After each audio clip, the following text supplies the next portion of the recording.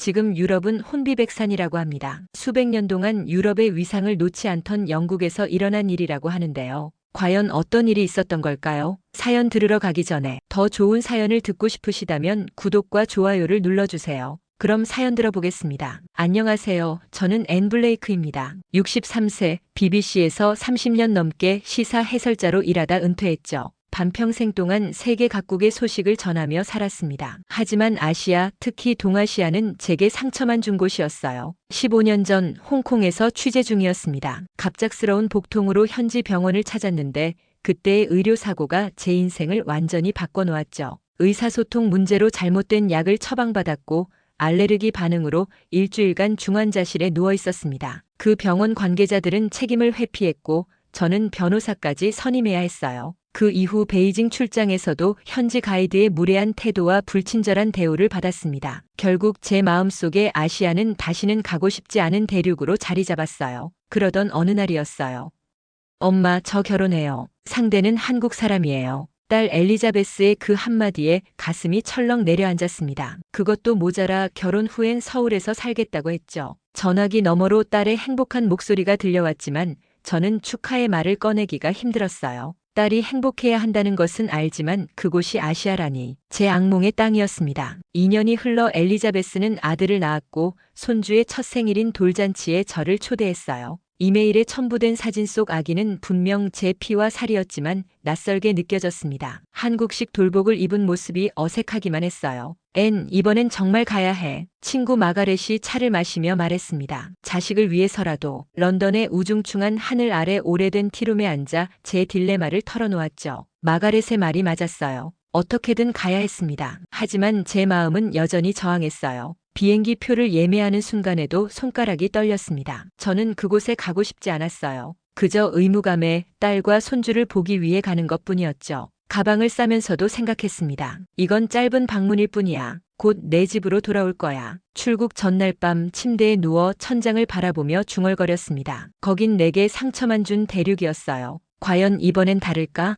인천공항에 발을 내딛는 순간 낯설미 온몸을 감쌌습니다. 모든 것이 깨끗하고 정돈되어 있었죠. 하지만 그 완벽함이 오히려 불편했어요. 곳곳에서 들리는 한국어는 제게 알 수 없는 소음처럼 느껴졌고 사람들의 걸음걸이는 너무 빨랐습니다. 엄마. 엘리자베스가 손을 흔들며 달려왔어요. 옆에는 제 사위 준호가 서 있었습니다. 딸은 달라 보였어요. 머리 스타일부터 옷차림까지 그녀는 이미 이곳의 일부가 되어 있었습니다. 처음 보는 손주 태호는 낯선 저를 경계하는 눈빛으로 바라봤어요. 어머니, 잘 오셨습니다. 준호는 공손하게 인사했지만 그의 눈빛에서 경계심이 느껴졌습니다. 아마도 엘리자베스가 제 이야기를 많이 했나 봐요. 아시아에 대한 제 편견, 그들의 결혼에 대한 냉담한 반응 같은 것들 말이죠. 아파트로 가는 길 차창 밖으로 본 서울은 상상과 달랐습니다. 고층 빌딩들이 빽빽하게 늘어서 있었고 네온 사인이 반짝였어요. 현대적인 모습이었지만 그 안에서 제자리는 어디에도 없어 보였습니다. 엘리자베스의 집은 작고 아담했어요. 30평 정도의 아파트였지만 모든 공간이 효율적으로 활용되어 있었습니다. 현관에 들어서자 낯선 음식 냄새가 코를 찔렀어요. 김치와 된장의 향이었다고 나중에 알게 되었죠. 엄마, 이건 태호 방이고 여기가 우리 방이에요. 엄마는 이 방에서 지내세요. 엘리자베스가 작은 방을 가리켰습니다. 침대 하나와 작은 책상이 전부였어요. 런던의 내 집과는 너무 달랐습니다. 저녁 식사 시간 테이블 위에는 처음 보는 음식들이 가득했어요. 반찬이라는 작은 그릇들이 10개도 넘게 놓여 있었고 밥과 국이 기본으로 제공되었죠.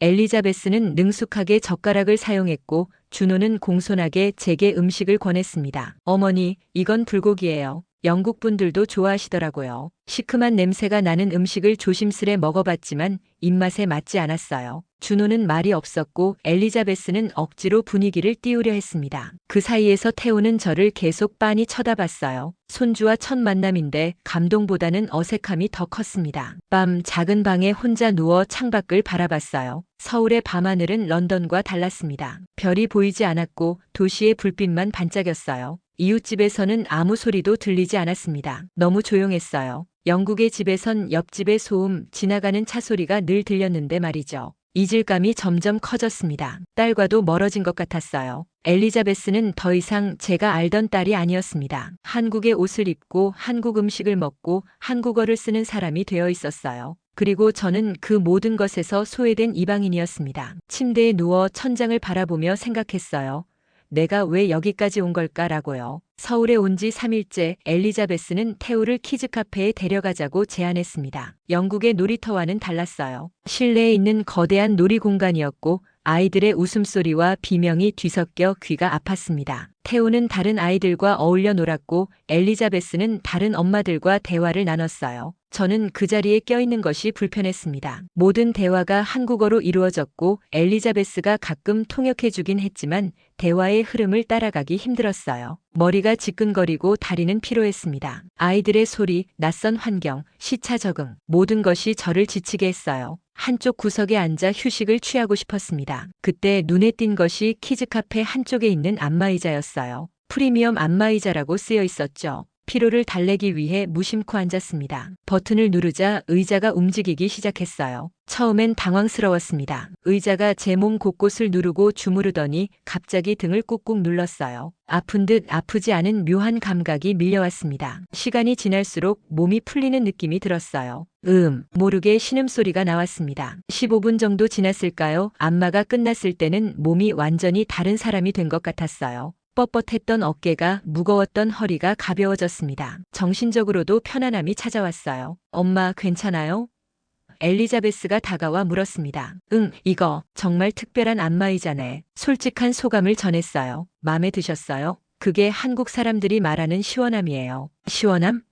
생소한 단어였습니다. 네, 시원하다는 건 그냥 차갑다는 뜻이 아니라 막힌 것이 뚫리는 느낌, 묵은 체증이 내려가는 느낌을 말해요. 한국 사람들은 안마나 지압을 받고 나서 시원하다라고 표현하거든요. 그 순간 뭔가 깨달음이 왔습니다. 그건 단순한 안마가 아니었어요. 제 몸 안에 있던 무언가가 풀리는 흐르는 듯한 감각이었습니다. 언제부터인가 제 몸과 마음은 굳어 있었던 거죠. 아시아에 대한 트라우마, 딸의 결혼에 대한 불만, 낯선 환경에 대한 거부감, 그 모든 것들이 제 안에 단단한 매듭을 만들고 있었어요. 이런 느낌을 시원하다고 하는구나. 중얼거렸습니다. 그날 저녁 평소보다 밥맛이 좋았어요. 준호가 권한 김치도 조금 먹어볼 수 있었습니다. 이상하게도 그 매운맛이 제 입에서 나쁘지 않게 느껴졌어요. 태우가 제게 다가와 장난감을 보여주기도 했죠. 작은 변화였지만 분명히 무언가가 달라지고 있었습니다. 침대에 눕기 전 제 노트에 적었어요. 오늘 특별한 안마 의자를 경험했다. 그냥 안마가 아니야. 뭔가 안쪽까지 뚫리는 기분이었다. 한국 사람들은 이걸 시원함이라고 부른다네. 어쩌면 나도 모르게 이런 걸 원하고 있었는지도 모르겠다. 작은 균열이 생긴 것 같았습니다. 제 단단했던 편견의 벽에 작은 틈이 생긴 것 같았어요.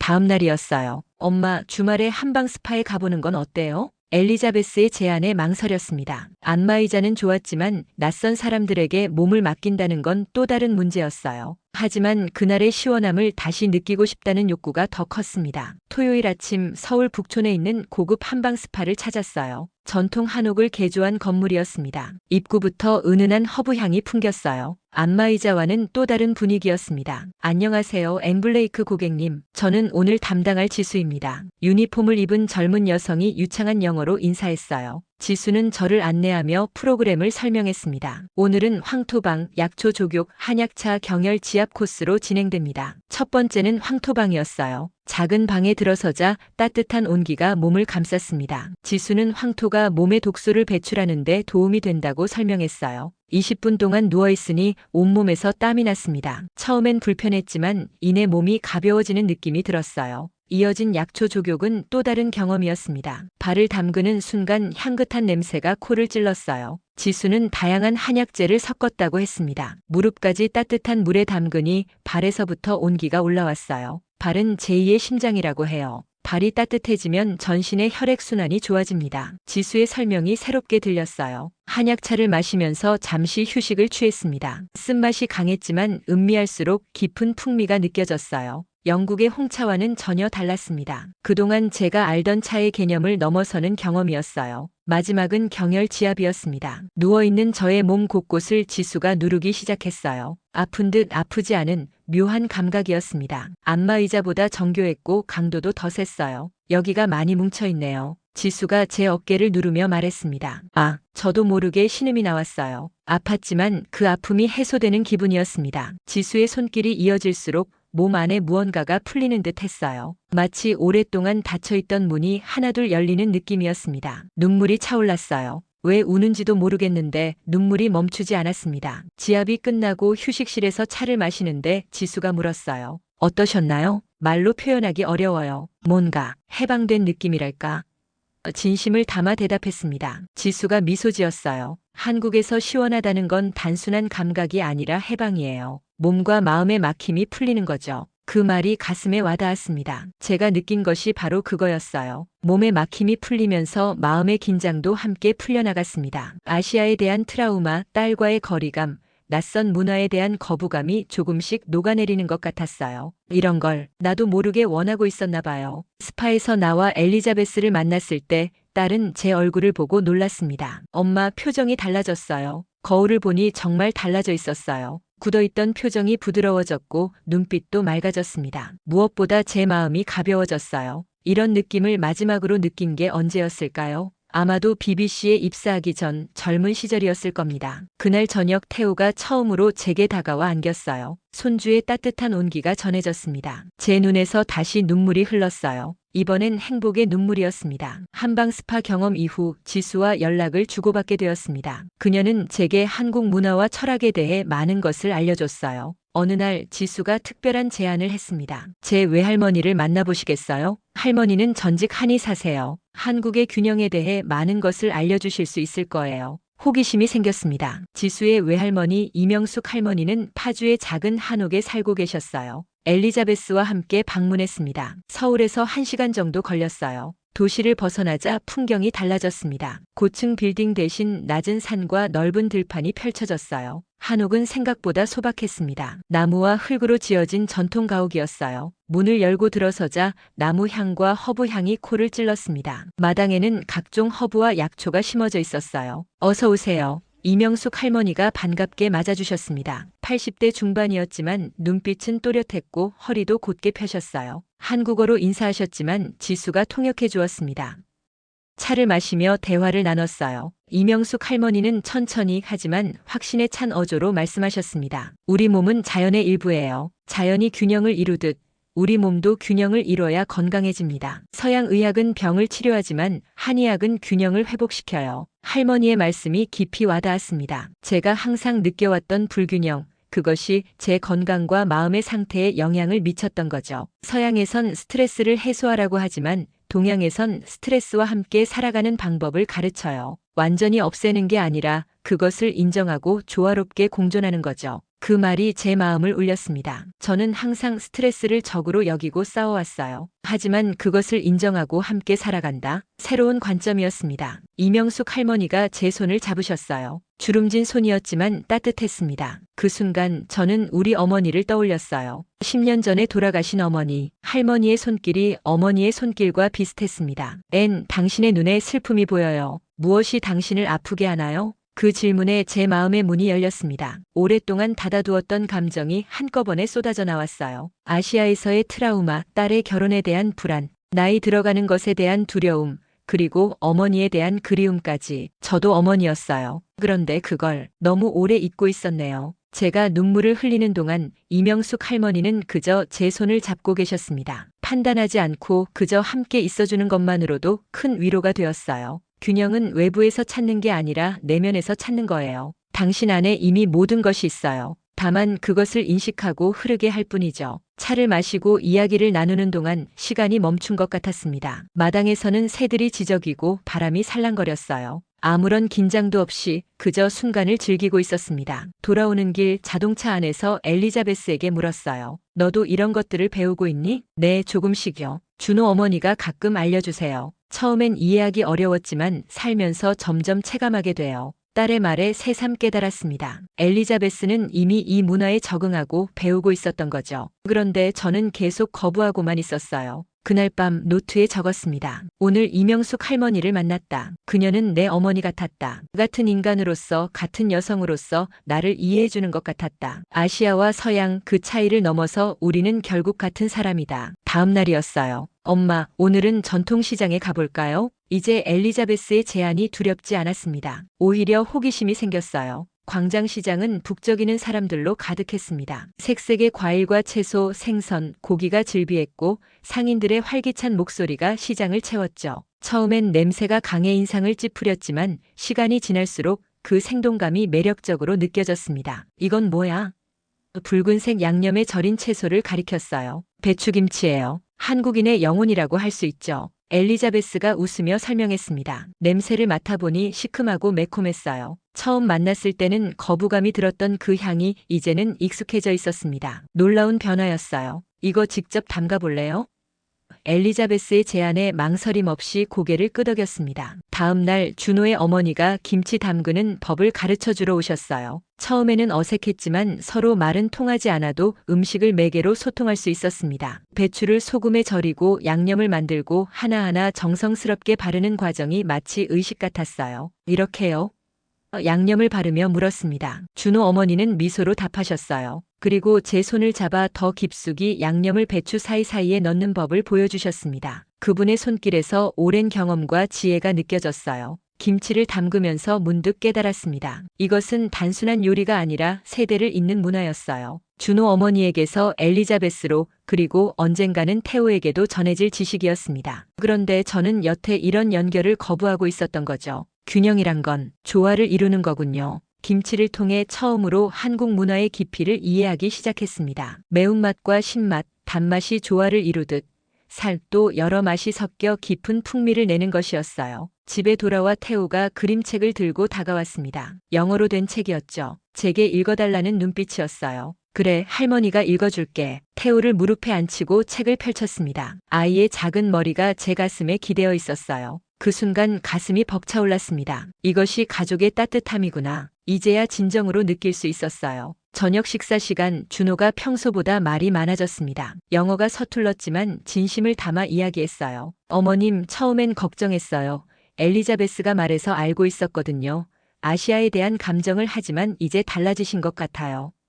이곳에 와보니 제가 얼마나 편협했는지 깨닫게 됐습니다. 그날 밤 마당에서 가족과 함께 보름달을 바라봤습니다. 태호는 제 무릎에 앉아 있었고 엘리자베스와 준호는 옆에 나란히 앉아 있었어요. 달빛 아래 우리는 하나의 가족이었습니다. 더 이상 문화적 차이, 언어의 장벽은 중요하지 않았어요. 노트에 적었습니다. 김치를 담그며 한국 문화의 깊이를 느꼈다. 매운 것과 신 것, 달콤한 것이 조화를 이루듯 내 인생도 이질적인 것들이 섞여 더 풍요롭게 만들어지고 있다. 균형이란 건 모든 것을 똑같이 맞추는 게 아니라 각자의 특성을 살리면서 조화를 이루는 거였다. 한국에서의 시간이 빠르게 흘렀습니다. 처음 왔을 때의 불안과 거부감은 이제 설렘과 호기심으로 바뀌었어요. 매일 새로운 것을 배우고 경험하고 느끼며 지냈습니다. 마지막 날 이명숙 할머니를 다시 찾아갔어요. 작별 인사를 드리고 싶었습니다. 할머니는 제가 변한 모습을 보고 환하게 웃으셨어요.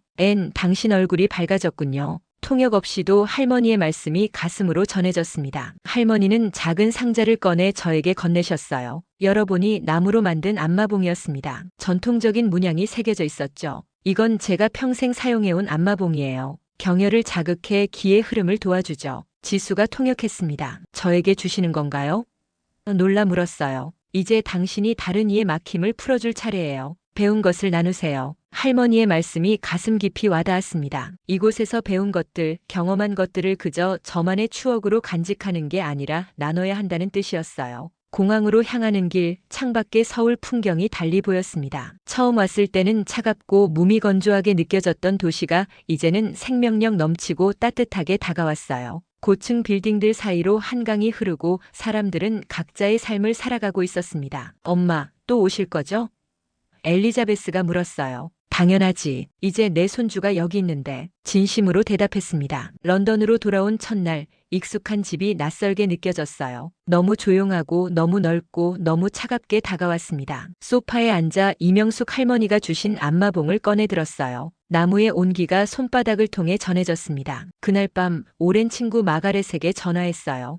목소리가 달라졌네. 한국은 어땠어? 상상도 못할 만큼 놀라웠어. 내 인생을 바꿔놓은 것 같아. 마가렛에게 한국에서의 경험을 모두 털어놓았습니다. 안마의자부터 한방 스파, 이명숙 할머니와의 만남, 김치 담그기까지 모든 이야기를 했어요. 그래서 이제 뭘 하고 싶은데?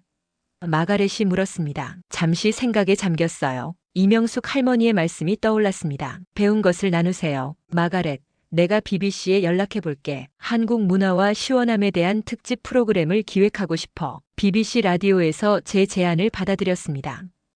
영국인이 경험한 한국의 균형 철학이라는 주제로 특집 방송을 하게 됐어요. 방송은 큰 반향을 일으켰습니다. 많은 청취자들이 동양의 균형 철학에 관심을 보였어요. 그러나 저는 여기서 멈추지 않았습니다. 지역 커뮤니티 센터에 연락해 노년층을 위한 시원한 삶 워크숍을 제안했어요. 처음엔 5명, 6명만 참여했지만 입소문이 나면서 점점 참가자가 늘어났습니다. 워크숍에서는 이명숙 할머니에게 배운 철학을 나눴어요. 안마봉 사용법, 간단한 차 마시는 방법, 명상 등을 가르쳤습니다. 참가자들의 표정이 밝아지는 것을 보는 게 가장 큰 보람이었어요. 이 프로그램이 내 삶을 바꿨어요. 한 참가자가 말했습니다.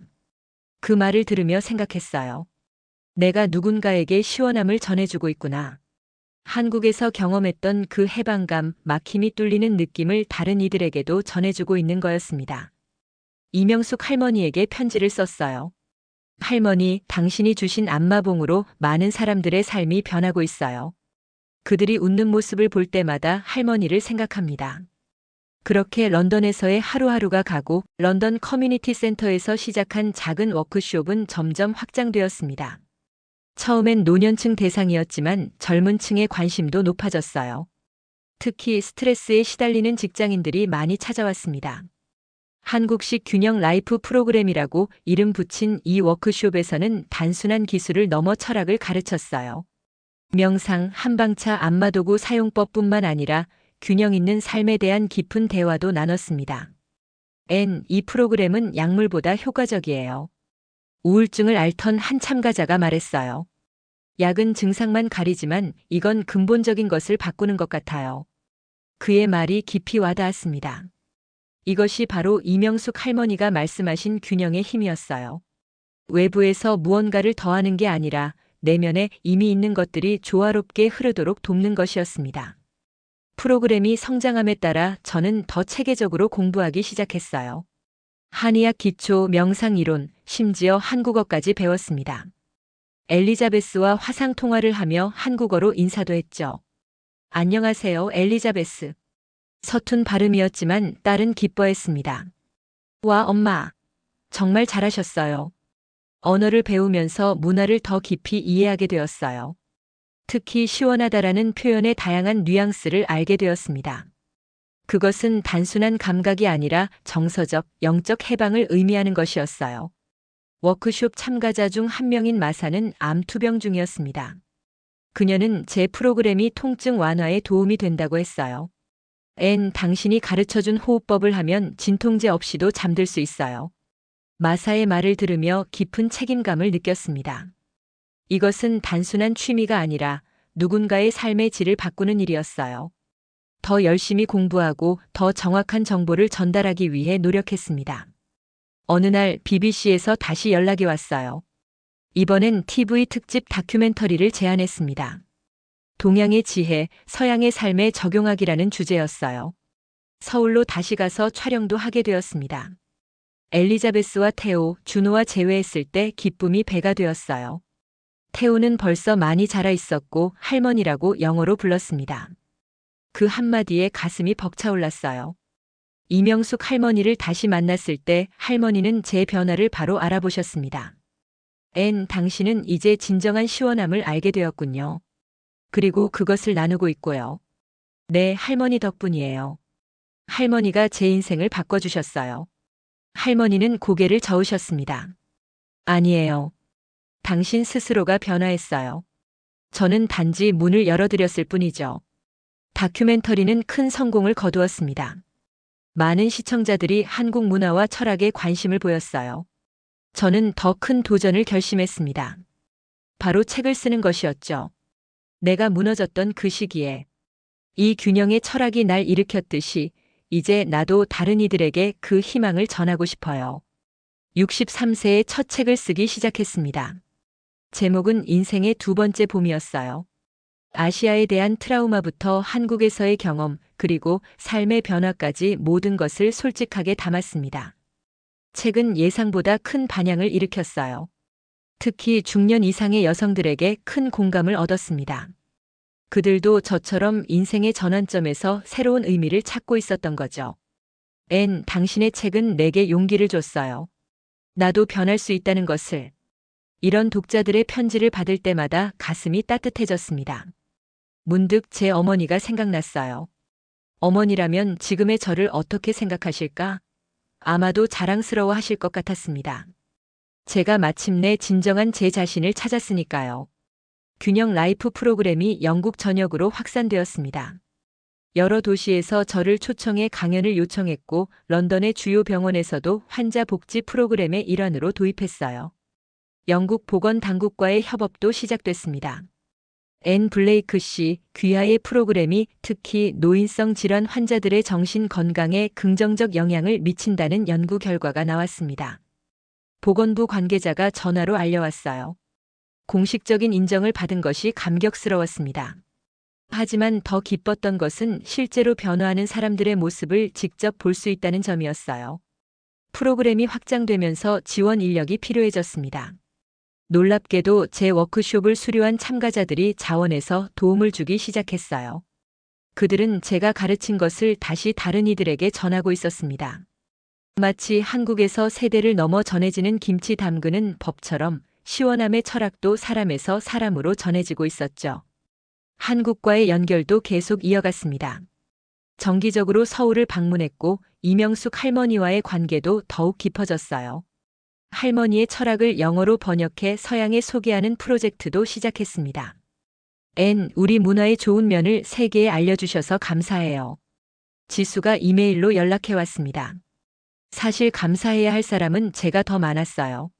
한국은 저에게 새로운 인생을 선물해 주었으니까요. 어느 날 엘리자베스에게서 영상 메시지가 왔습니다. 태우가 등장했어요. 이제 5살이 된 손주는 유창한 영어로 말했습니다. 할머니, 저도 시원해졌어요. 태우가 웃으며 말했어요. 그 말에 웃음이 터졌습니다. 제가 전하려 했던 메시지가 이렇게 손주에게까지 닿았다니 감동이었어요. 영국의 겨울은 춥고 길었지만 마음은 따뜻했습니다. 이제 한국은 단순한 타국이 아닌 제 인생의 변화가 시작된 특별한 장소로 자리매김했어요. 과거의 트라우마가 아닌 미래의 희망이 있는 곳으로 말이죠. 출간된 제 책은 여러 언어로 번역되었고 특히 한국어판이 출시되었을 때는 특별한 감회가 있었습니다. 서울에서 열린 출판 기념회에 참석했을 때 많은 한국 독자들이 찾아와 감사를 전했어요. 블레이크 씨 덕분에 우리 문화의 가치를 재발견했습니다. 우리가 당연하게 여기던 것들의 소중함을 알게 해주셨어요. 그 말에 깊은 감동을 받았습니다. 제가 한국에서 배운 것들을 다시 한국인들에게 새롭게 보여드린 셈이었으니까요. 문화의 교류는 이렇게 서로를 풍요롭게 한다는 것을 깨달았습니다.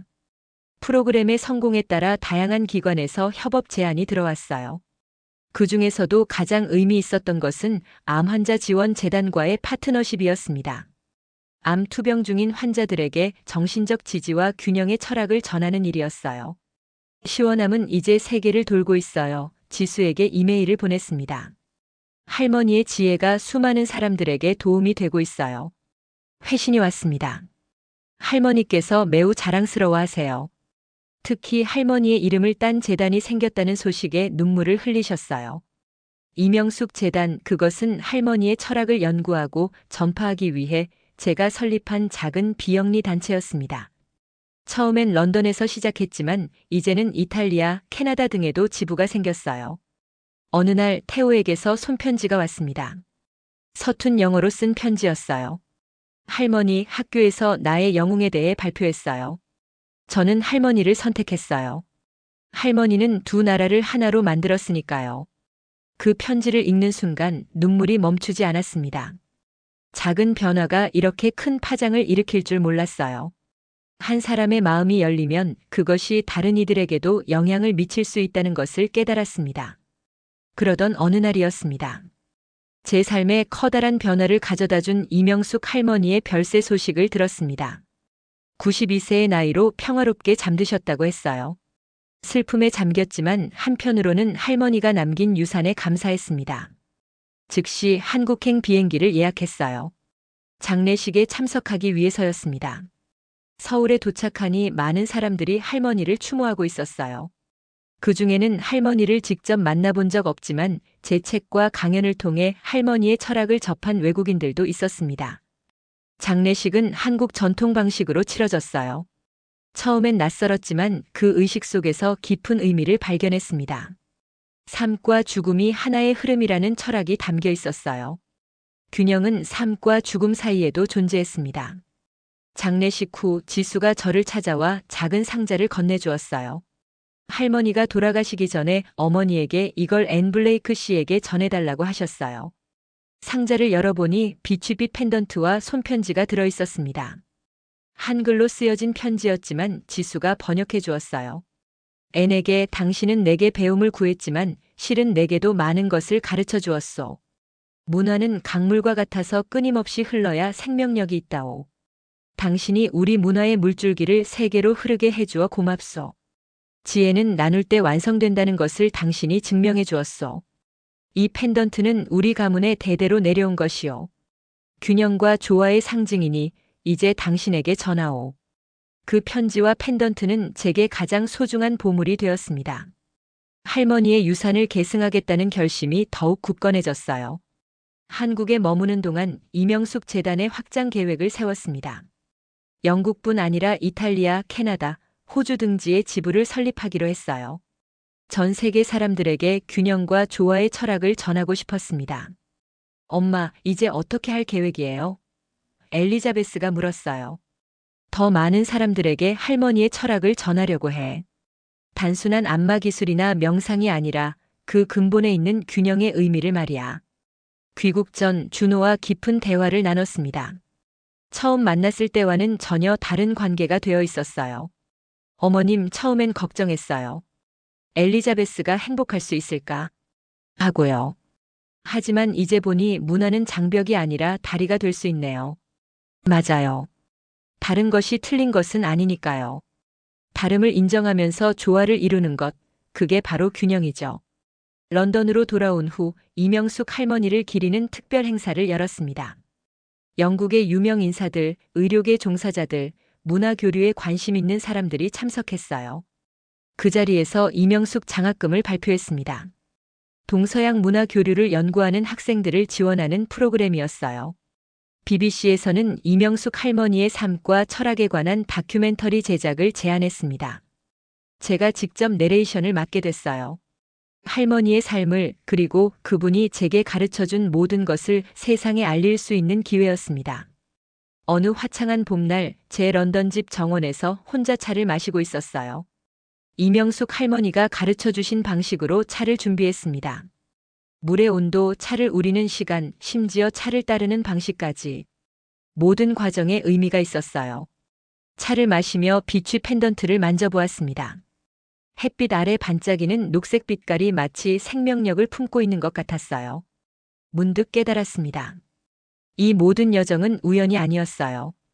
제가 한국에 가게 된 것, 이명숙 할머니를 만난 것, 그리고 지금 이 일을 하고 있는 것. 모든 것이 균형을 향해 흘러가는 하나의 큰 흐름이었습니다. 정원의 꽃들이 바람에 흔들렸어요. 런던과 서울, 두 도시의 모습이 제 마음속에서 겹쳐졌습니다.